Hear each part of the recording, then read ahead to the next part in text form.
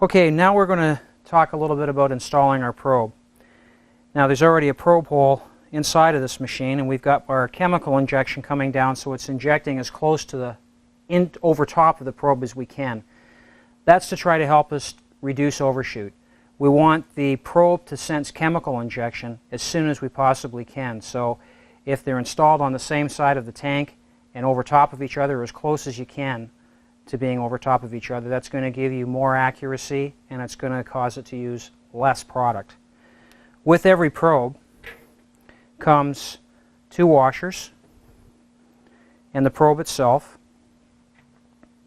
and the nut that holds it in place.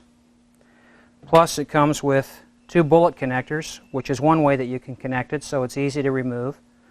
And the other thing that it comes with is eye hole connectors like this that can be held in place with these nuts.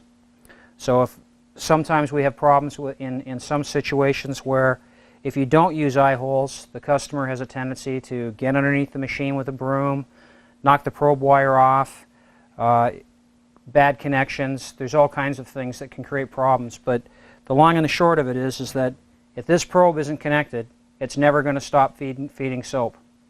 So it's very, very important that this connection be a good connection, and if you're in fear of using this type of a connection, then don't use it. Go to the eye hole connection. For purposes of our demonstration today, I've already put one of these on. I'm just going to pop the other one on here. Give it a little crimp. I want to make sure that these connections are good and tight, so when I do attach the probe, I'm going to have good, clean connections. So I've got that done, and now I'm ready to put my probe inside the tank. So the probe goes in from the inside. Now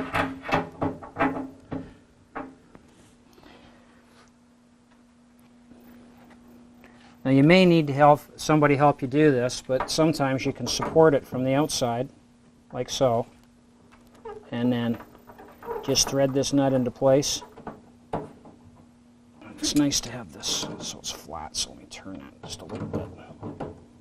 Put my probe wire over here, and I'll make my connection. I'll secure that wire later to make sure it's out of everybody's way. When you attach the wires on the probe, I have a black and a white wire here, and we've already attached it inside the case, but it doesn't matter which way the wires go. There is no positive and negative. One sends and one's receiving. So hook it up with any wire on either side, it won't make a difference.